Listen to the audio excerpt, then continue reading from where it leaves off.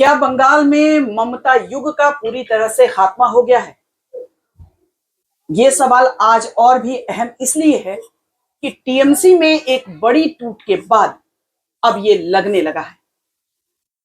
बंगाल के विधानसभा चुनावों के बाद ममता बनर्जी कमजोर पड़ी है ऐसा तो लग रहा था, लेकिन वो पूरी तरह समाप्त हो जाएंगी ऐसा नहीं लग रहा था। लेकिन अब उनके चाहने वालों को भी ये संशय घेरने लगा है कि क्या ममता युग का अंत होने वाला है। क्या ये टूट ममता दीदी को पूरी तरह से तोड़ देगी या फिर वो अपने मजबूत इरादों के साथ फिर से वापसी कर पाएंगे। आज हमारी चर्चा इसी पर होगी। नमस्कार, चर्चा टुडे में आपका स्वागत है। हमारे साथ हैं वरिष्ठ पत्रकार खालिद रशीद जी। खालिद जी, स्वागत है आपका। बहुत धन्यवाद आपका। सबसे पहले तो ये जो टूट हुई है उसके बारे में हमें बताइए और इसका क्या असर पड़ेगा। देखिए, इसकी शुरुआत, इसकी भूमिका जो है पहले ही बन गई थी जब अभिषेक बनर्जी के साथ जो कुछ भी हुआ वहां पे, है ना, उसके जो मारपीट की घटना हुई या उनके साथ जो भी व्यवहार किया गया, उसके विरोध में जब ममता बनर्जी ने प्रदर्शन करने का फैसला किया, है ना, धरना देने का फैसला किया, तो उस धरने में जो ज्यादातर विधायक हैं, यहाँ तक कि सांसद भी, कई सांसद टीएमसी के नदारद थे। तो तभी ये संकेत मिलने लगे थे कि टीएमसी जो है वो टीएमसी नहीं रही है जो चुनाव से पहले दिख रही थी या दिखने की कोशिश कर रही थी, है ना। तो आज जो है वो पूरी तरह से तस्वीर साफ हो गई है, पट्टाक्षेप हो गया है इस पूरे प्रकरण का। जब 58 विधायकों ने, देखिए सुनीता जी, 80 विधायक जीत कर आए हैं टीएमसी के, 294 में 80 विधायक टीएमसी के जीत कर आए हैं। उनमें से 58 विधायक ऋतुव्रत बनर्जी, है ना, के नेतृत्व में अलग विधायक दल उन्होंने बना लिया है। तो टीएमसी के अंदर टीएमसी बन गई है ना। अब जो नई परिस्थितियां हैं उसमें ममता बनर्जी के साथ सिर्फ 22 विधायक हैं, है ना, और उसमें से भी कितने उनके साथ अंतिम तौर पे जुड़े रहेंगे ये कहना अभी मुश्किल है। तो 58 विधायकों ने रास्ता अलग चुन लिया है, अलग विधायक दल बना लिया है और अपना नेता भी चुन लिया है, उपनेता भी चुन लिया है, अपना सचेतक भी चुन लिया है और इनको मान्यता भी मिल गई है। पश्चिम बंगाल के विधानसभा के जो स्पीकर हैं उन्होंने मान्यता दे दी है, उनको अलग चैम्बर भी दे दिया है। तो ये जो स्थिति है ये स्पष्ट तौर पे कह रही है, आपने जो अपने इंट्रो में कहा ना कि ममता बनर्जी का युग क्या खत्म हो गया है, तो अब इससे बढ़कर उदाहरण क्या हो सकता है कि उनके जो साथी थे, उनके साथ चलने वाले थे, है ना, उनके आंदोलनों में आगे आगे रहते थे, विधानसभा में या सड़कों पर या लोकसभा में, जो उनकी भाषा बोलते थे, उनकी शैली को कॉपी करते थे, वो अब उनसे अलग हो गए हैं।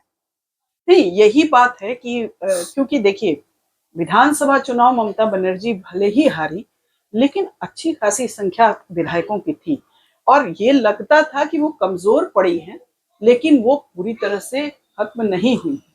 लेकिन ये घटनाक्रम बहुत बड़ा है और ये घटनाक्रम इसलिए बड़ा है कि मतलब इतनी बड़ी संख्या में विधायकों की टूट मेरे ख्याल से आज तक किसी पार्टी में मैंने नहीं सुना जी।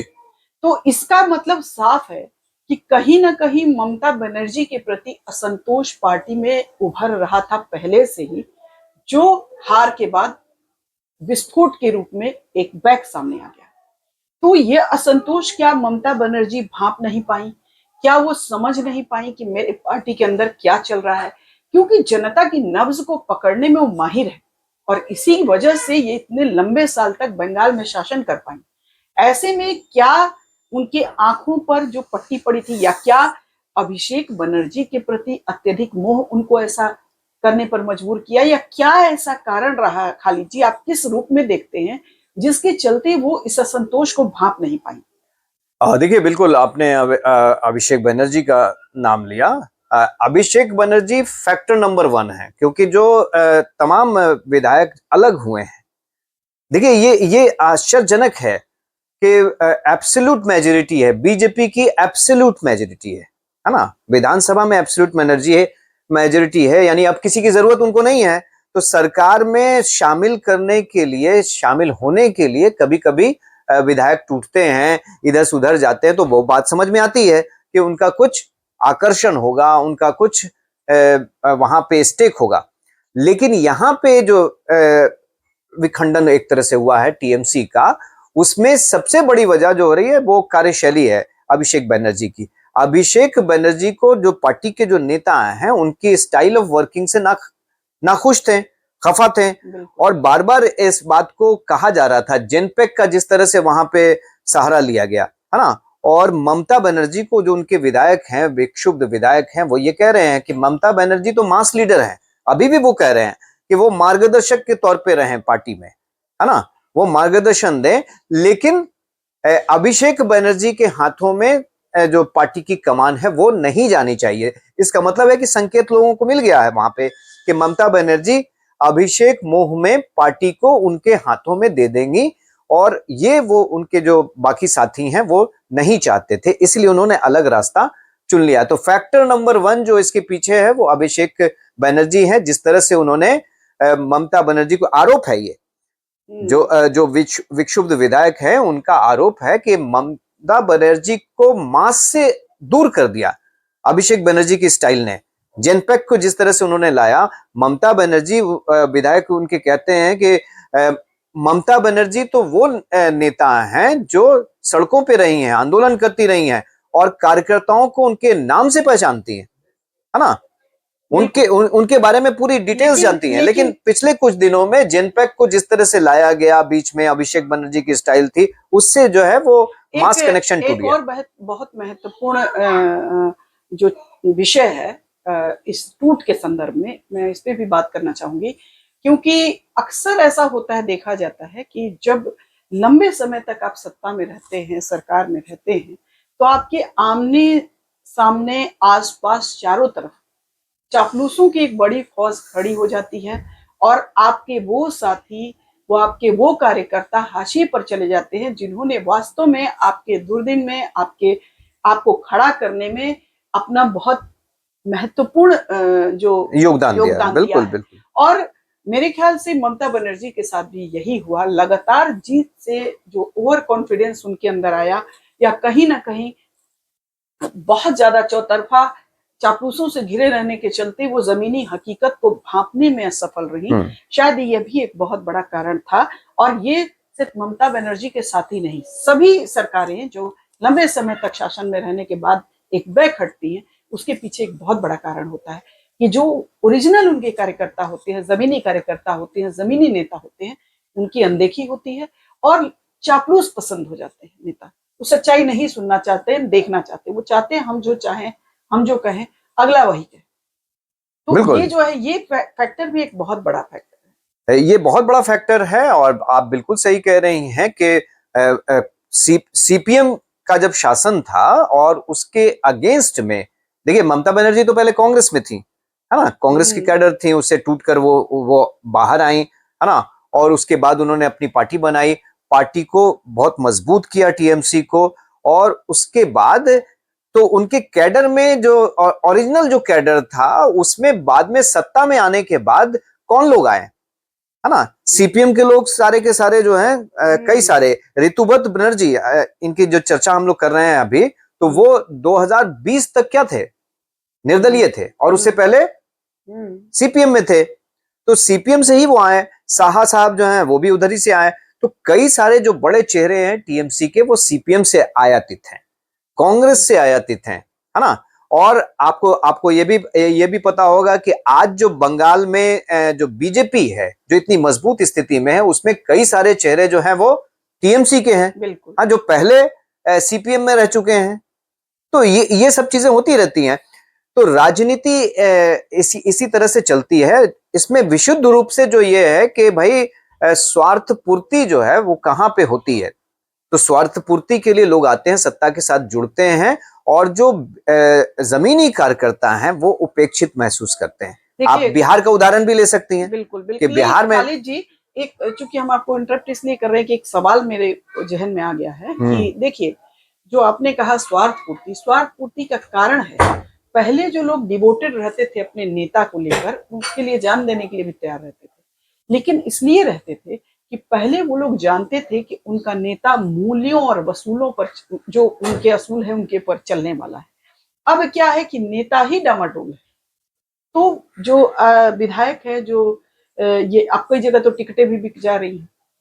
जब टिकट आप खरीद कर किसी को विधायक बनाइएगा तो आपके प्रति लॉयल कैसे रहेगा? जी। जब पैसा लेकर आप किसी को विधायक बना रहे हैं तो आप लॉयलिटी की उम्मीद नहीं कर सकते।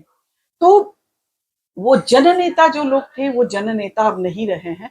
ये एक बहुत बड़ा जो खामी है, या ये कहिए कि बहुत बड़ा गड्ढा आज के राजनीति में आ गया है। लेकिन सबसे अंतिम और महत्वपूर्ण सवाल ये है कि अब क्या होगा ममता बनर्जी का?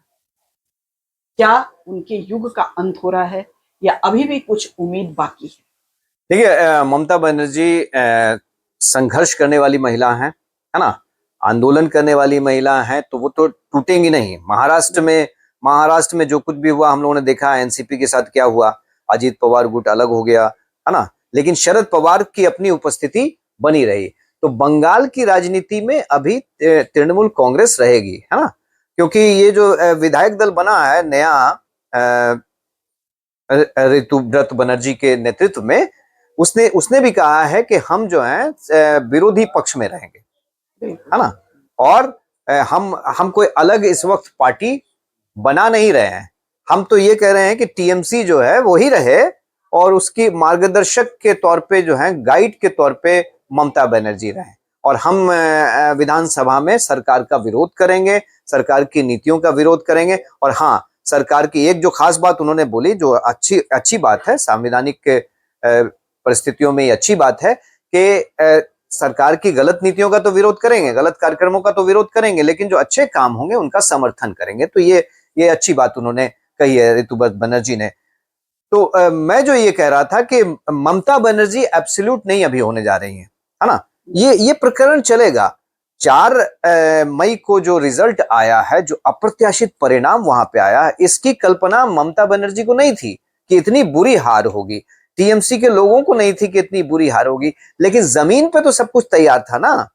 बिल्कुल, जमीन पे सब कुछ तैयार था, और ये सिर्फ दोष दे देना कि मैनेज हो गया, ईवीएम मैनेज हो गया, या फिर चुनाव मैनेज हो गया, चुनाव आयोग पर दबाव था तो फलना, ये सब तमाम आरोप होते हैं, लेकिन कहीं ना कहीं अंडर करंट तो था, उनकी सत्ता के खिलाफ विरोध तो था, है ना, जो अब इस समय सामने आ रहा है। अगर सत्ता में वापसी हो जाती तो ये सब प्रकरण नहीं होते, लेकिन चूंकि सत्ता में वापसी नहीं हुई है, हार हुई है, तो अब जो तमाम जो लूप होल्स हैं वो खुल कर सामने आएंगे और इस तरह की परिस्थितियां बनेंगी। आप कंक्लूड करें तो एक बात और भी कह देना था, अभी आप विधायक दल में टूट देख रही हैं, है ना, विधायकों की टूट देख रही हैं, अब आप बहुत जल्दी संसदीय दल में भी टूट देखेंगी, टीएमसी संसदीय दल में भी टूट देखेंगी।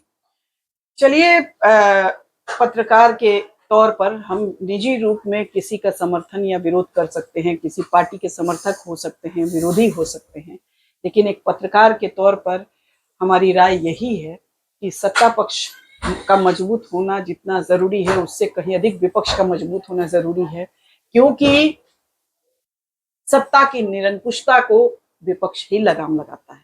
ऐसी स्थिति में बंगाल का एकदम विपक्ष विहीन हो जाना या ममता बनर्जी का कमजोर हो जाना बहुत अच्छा संकेत नहीं है। बेहतर होता कि वो अपनी पार्टी को एकजुट रखने में कामयाब हो पाती, या शायद अब से भी एफर्ट करके अपनी पार्टी के बिखराव को रोकने में यदि कामयाब हो जाती हैं तो ये लोकतंत्र के लिए अच्छा संकेत है।